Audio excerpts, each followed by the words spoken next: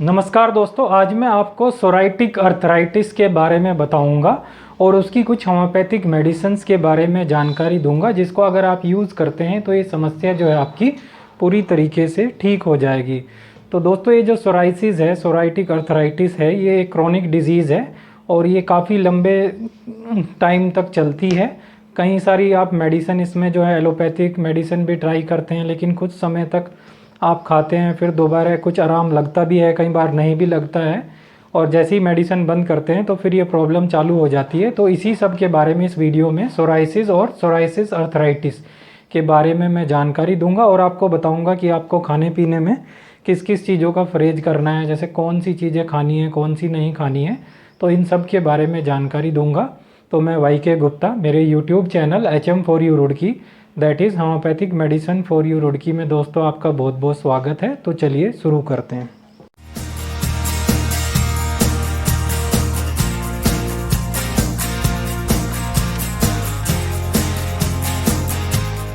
दोस्तों, सोराइसिस जो है एक लंबे समय से चलने वाली क्रोनिक डिजीज़ है। सोराइसिस में क्या होता है कि ये एक ऑटो इम्यून डिजीज़ है। ऑटो इम्यून डिजीज़ क्या है कि जो हमारी बॉडी का जो इम्यून सिस्टम है, कई बार वो ज़्यादा एक्टिव होने के कारण क्या होता है कि जो हमारी बॉडी में अच्छे सेल्स बनते हैं उन्हीं को डैमेज करने लगता है बॉडी का जो सिस्टम है।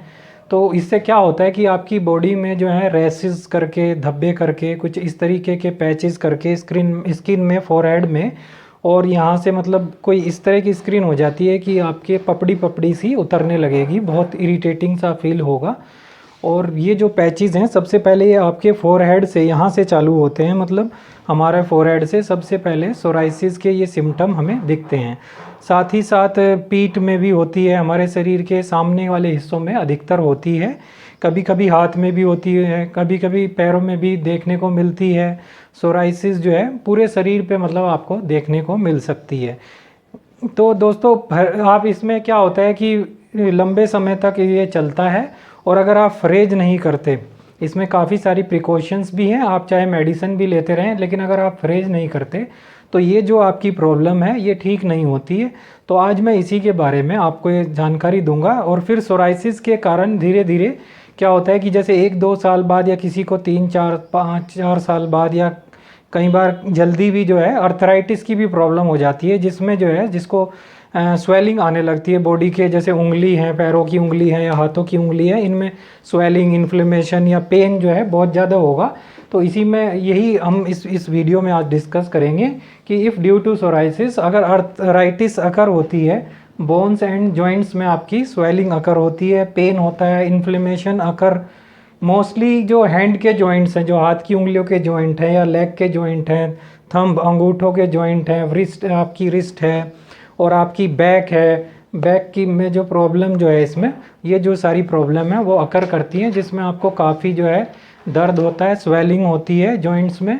और किसी किसी को, जैसे मैंने बताया, ये प्रॉब्लम किसी को जल्दी भी स्टार्ट हो जाती है, किसी को 2-3 साल में होती है, जैसे किसी को लंबे टाइम से सोराइसिस है तो आगे चल के ये जो है प्रॉब्लम अर्थराइटिस की भी शुरू हो जाती है, जिसको हम बोलते हैं सोराइसिस अर्थराइटिस। दोस्तों, तो आज मैं इस वीडियो में आपको बताऊंगा, इसके साइन एंड सिम्टम बताऊंगा, लक्षण बताऊंगा, और लास्ट में इसकी कौन सी होम्योपैथिक मेडिसिन है जो बहुत ही ज़्यादा इफेक्टिव है, जिसको यूज़ करने से आपकी ये प्रॉब्लम धीरे धीरे ठीक हो जाएगी। दोस्तों, सबसे पहले जानते हैं इसके कॉजेज़। तो दोस्तों, ये जैसे कि एक ऑटो इम्यून डिजीज़ है, इसके कॉजेज़ जो हैं मोस्टली अननोन नहीं है, अभी तक ज्ञात नहीं है, लेकिन कुछ फैक्टर होते हैं जैसे कि जेनेटिक फैक्टर, और अगर किसी को सोराइसिस हो और साथ साथ में HLA-B पॉजिटिव हो, 27B पॉजिटिव हो, तो उसको बहुत ज़्यादा चांस होते हैं सोराइसिस अर्थराइटिस होने के।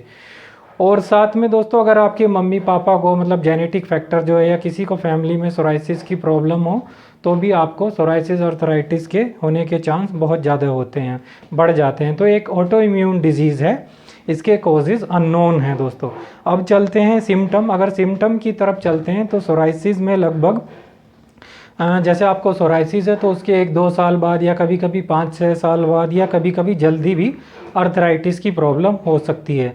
और लगभग 30% लोगों को सोराइसिस के बाद सोराइसिस अर्थराइटिस की प्रॉब्लम होती है। मतलब अगर 100 लोग को सोराइसिस है तो उसमें से 30 लोगों को ही सोराइसिस अर्थराइटिस की प्रॉब्लम की समस्या आमतौर पर देखी जाती है। लगभग बहुत सारे लोगों के प्रॉब्लम होती है आजकल। मतलब वैसे तो कम है, सोराइसिस से अगर देखें तो 30% है सोराइटिक अर्थराइटिस। तो इसमें क्या होता है कि आपके मोस्टली अंगूठे में जो आपका मोस्टली थंब है वहाँ पे स्वेलिंग आ जाती है, दर्द होता है, स्टिफनेस होता है, पैरों के अंगूठे में बहुत ज़्यादा दर्द होता है, साथ साथ अंगूठों में, उंगलियों में, और जो नाखून है वो भी ख़राब होने लगते हैं, पीलापन आ जाता है, फंगस जैसा लग जाता है।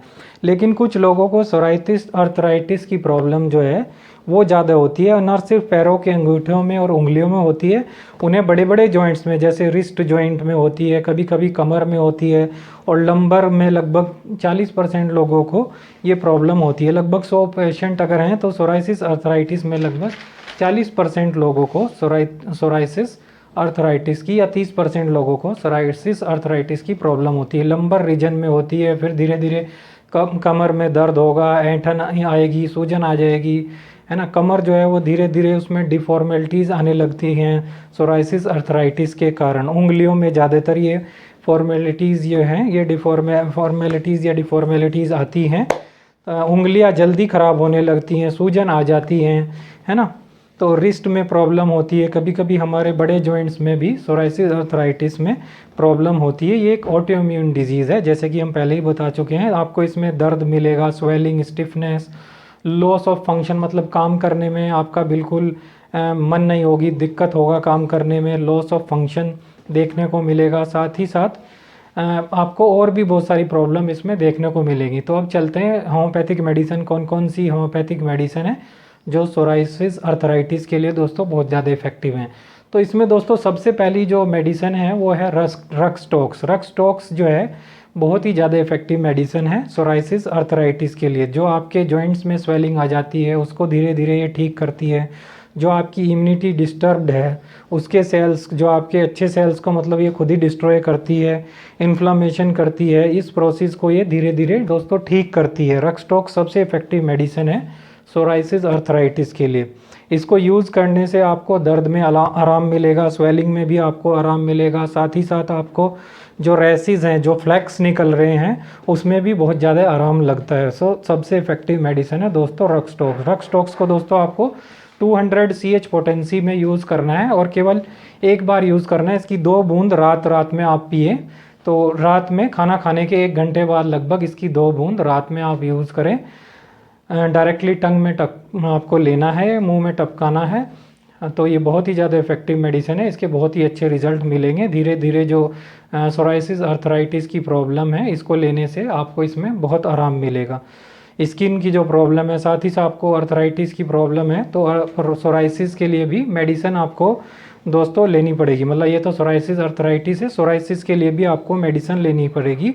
और वो मेडिसिन है दोस्तों एक डॉक्टर रेकवेक सीरीज़ की, R65 मेडिसिन, जो कि बहुत ही ज़्यादा इफेक्टिव मेडिसिन है दोस्तों सोराइसिस के लिए।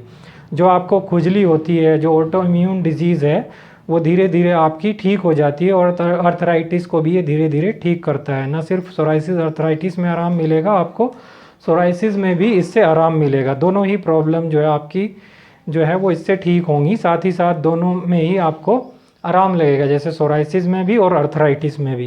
तो डॉक्टर रेकवेक्स की आर ग्रुप की R65 मेडिसिन आपको 1/4 कप पानी में इसकी 10 बूंद सुबह और शाम लेनी है। और ये ध्यान रखें कि जो वो आपकी है रक्सटॉक्स, उससे 1 घंटे का अंतर इसमें रखें। जैसे रात में रक्सटॉक्स ले रहे हैं तो उसके 1 घंटे बाद ये मेडिसिन लें, और सुबह में लें, सुबह सुबह खाली पेट लें, और एक बार रात में लें। बहुत ही इफेक्टिव मेडिसिन है, बहुत अच्छे रिजल्ट मिलेंगे। और दोस्तों एक मेडिसिन और है R सीरीज़ की ही, और R11, जो कि सोराइसिस में जो है बहुत ही, वैसे तो ये रूमेटाइड अर्थराइटिस के लिए होती है, लेकिन सोराइसिस अर्थराइटिस में भी इसके बहुत अच्छे रिजल्ट मिलते हैं। बहुत ही अच्छे रिजल्ट इसके देखने को मिले हैं। जो जॉइंट्स में जो स्वेलिंग है, दर्द है, वो ठीक हो जाता है धीरे धीरे। अर्थराइटिस की प्रॉब्लम भी पूरी तरीके से ठीक हो जाती है। तो बहुत ही अच्छे रिजल्ट मिलते हैं। साथ ही साथ जिन्हें HLA-B27 वाले पेशेंट हैं उनको भी बहुत अच्छे रिजल्ट मिले हैं R11 यूज़ करने से। तो ज़रूर यूज़ करना चाहिए दोस्तों सोराइटिक अर्थराइटिस के लिए, बहुत अच्छे रिजल्ट मिलेंगे। तो दोस्तों एक तो आपकी हो गई इसमें रक्सटॉक्स, जो आपको रात को यूज़ करनी है 2 बूंद डायरेक्टली टंग में, और R65 और R11 ये दोनों भी 10-10 बूंद आधे कप पानी में सुबह शाम यूज़ करनी है। लेकिन ध्यान रहे खाना खाने के 1 घंटा बाद, मतलब R11 उससे जो है रक्सटॉक्स से 1 घंटे का अंतर रखना है, R11 और R65। और R11 R65 में भी कम से कम आधे घंटे का दोनों में अंतर रखें।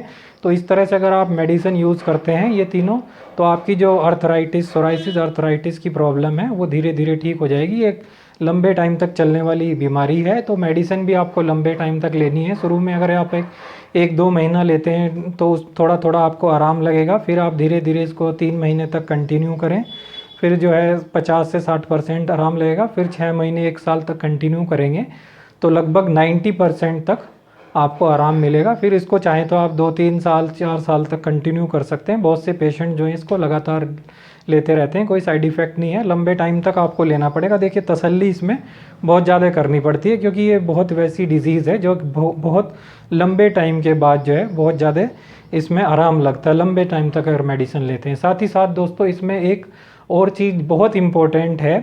देखिए एक तो इसमें मैंने कॉम्बिनेशन इसलिए नहीं बताया क्योंकि ये जो R65 है और R11 है, जर्मन होम्योपैथिक मेडिसिन अपने आप में ही कई मेडिसिन के कॉम्बिनेशन से मिलती हैं। वैसे तो मेडिसिन और भी बहुत सारी है, अगर मैं आपको नाम बताऊं, जैसे अर्स आयोडेटम है 200 पोटेंसी में, उसको सुबह शाम आप ले सकते हैं। रक्सटॉक्स आपको बता ही दिया, कोस्टिकम का मदर टिंचर है, बहुत सारी मेडिसिन है, लेकिन ये पेशेंट टू पेशेंट डिपेंड करता है उसके लक्षण के आधार पे, तो इसलिए थोड़ा बताना मुश्किल रहेगा। नाम एक बार मैं आपको बता देता हूँ, जैसे सल्फ़र है बहुत इफ़ेक्टिव है, काली कार्ब है, और ग्रेफाइटिस है, बहुत सारी ऐसी मेडिसिन है जो इसमें इफ़ेक्टिव हैं। लेकिन क्योंकि ये R सीरीज़ की मेडिसिन जो है अपने आप में ही कॉम्बिनेशंस होती हैं, तो इसलिए आपको इसमें R सीरीज़ की मेडिसिन बताई गई हैं। अब चलते हैं दोस्तों, आपको खाने पीने में इसमें बहुत ज़्यादा परहेज करना है, क्योंकि अगर आप खाने पीने में परहेज नहीं करेंगे, जो सोराइसिस की प्रॉब्लम है बिना प्रिकॉशन के कभी ठीक नहीं होती। आप कितनी ही मेडिसिन खाते रहें, जब तक आप खाने पीने में इसमें प्रिकॉशन नहीं रखेंगे तब तक ये प्रॉब्लम आपकी ठीक नहीं करेंगे। तो सबसे पहले तो दोस्तों आपको नॉन वेजिटेरियन खाना, मतलब आपको जो चिकन नहीं खाना है, आपको मटन नहीं खाना है, और आपको साथ ही साथ फ़िश नहीं खानी है, तीनों चीज़ें आपको नहीं खानी है। कभी कभी एग आप कभी कभी खा सकते हैं, हफ्ते या 10 दिन में एग का भी परहेज अगर कर सके तो बहुत ज़्यादा अच्छा है। नॉन वेज खाने का परहेज करना पड़ेगा, क्योंकि क्या कारण है, वो जो मीट जो होता है, जो आपका मटन है या फिश है, ये आपको अच्छी तरह से डाइजेस्ट नहीं होता। इसको पचाने के लिए हमारे लीवर को बहुत ज़्यादा कार्य करना पड़ता है दोस्तों।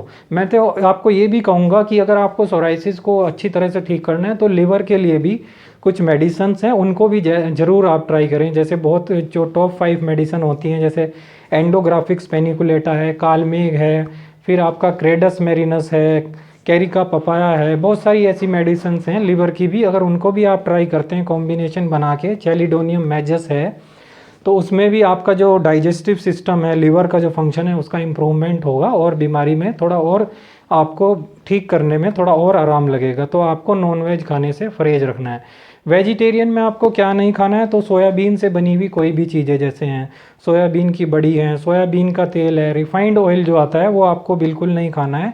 इसकी जगह आपको क्या खाना है, आप सनफ्लावर ऑयल यूज़ कर सकते हैं, सरसों का तेल खा सकते हैं, ऑलिव ऑयल खा सकते हैं।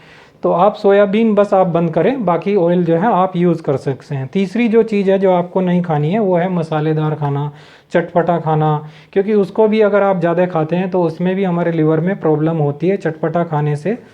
सप्ताह में आप एक आधी बार खा सकते हैं, अगर जिनको ज़्यादा शौक है। अगर आप हमेशा का परहेज कर सकते हैं तो बहुत ज़्यादा अच्छा है। डेली मत खाइए, क्योंकि लीवर को जो है बहुत ज़्यादा वर्क करना पड़ता है, जिसके सोराइसिस जो है जिस कारण से ठीक नहीं हो पाता है।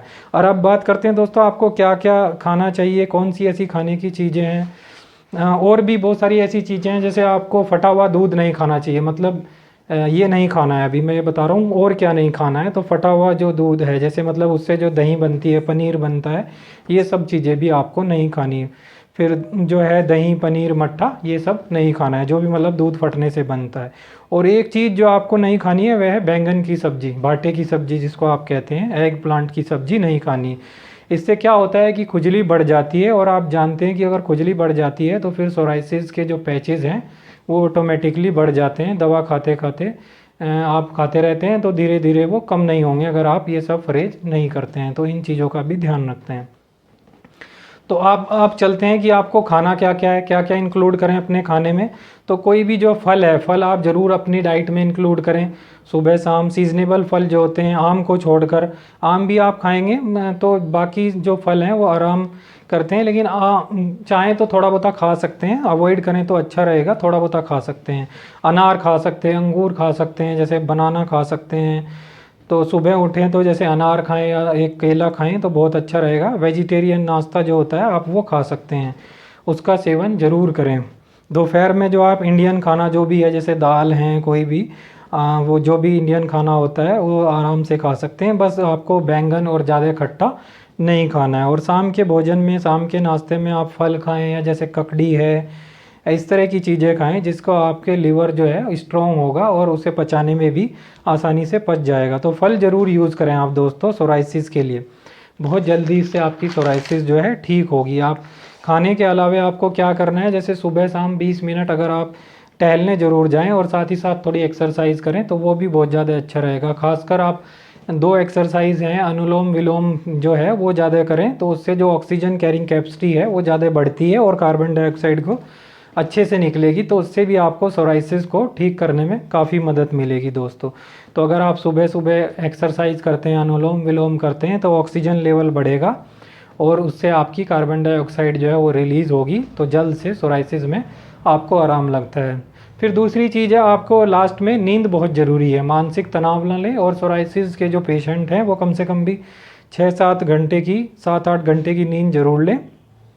और मेडिसिन जो है इसमें R65 और R11 दोनों ही बहुत इफ़ेक्टिव मेडिसिन है। वैसे तो मैं बता चुका हूँ बहुत सारी और भी मेडिसिन है, लेकिन ये दोनों जर्मन होम्योपैथिक मेडिसिन है। जर्मन होम्योपैथिक मेडिसिन के रिज़ल्ट भी अच्छे होते हैं, थोड़ी कॉस्टली ज़रूर पड़ेगी आपको, लेकिन अगर आप इसको देखिए कि ये जो है सब्र रखने वाली डिज़ीज़ है, लंबे टाइम तक धैर्य रखने वाली डिज़ीज़ है, लंबे टाइम तक आपको मेडिसिन यूज़ करनी पड़ेगी। और प्रिकॉशंस जो फ्रेज बताएं साथ ही साथ वो भी करने पड़ेंगे। 2-3 साल तक मेडिसिन खानी पड़ेगी तब आपको इसमें, और साथ ही साथ प्रिकॉशंस भी लेने पड़ेंगे। रिज़ल्ट जो है 70-80% हैं मेडिसिन के, तो तब आपको आराम लगेगा। दोस्तों आशा करता हूँ आपको ये वीडियो पसंद आया हो। ये मेरा 81वां वीडियो है और बहुत सारी वीडियो पहले ही अपलोड हो चुकी हैं, जिसमें जैसे हार्ट की डिज़ीज़ है, किडनी की डिज़ीज़ है और बड़ी बड़ी बीमारियाँ हैं, गैस्ट्राइटिस है और जो आपको नी पेन है, बहुत सारी वीडियो ऑलरेडी अपलोड हो चुकी हैं। तो आप चैनल को जाके HM4U रुड़की लिख के यूट्यूब में टाइप करके बहुत सारी वीडियो पड़ी हुई है, जो भी आपको डिजीज़ है उससे रिलेटेड वीडियो सर्च करके आप उसकी रेमेडी, उसका ट्रीटमेंट डिस्क्रिप्शन बॉक्स में देख सकते हैं।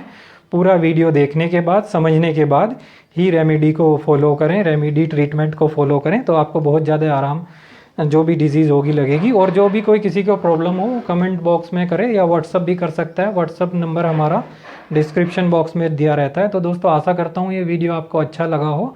अगर वीडियो अच्छा लगा हो तो यहाँ नीचे एक लाइक का बटन दिया रहता है, उसको दबाइए और साथ ही साथ सब्सक्राइब बटन को, लाल कलर के सब्सक्राइब बटन को दबाइए और बेल आइकन को प्रेस कीजिए, जिससे आपको आने वाली वीडियो के बारे में इन्फॉर्मेशन मिलती रहे। तो दोस्तों मेरे साथ HM4U रुड़की में बने रहने के लिए आपका बहुत बहुत धन्यवाद। Thank you very much.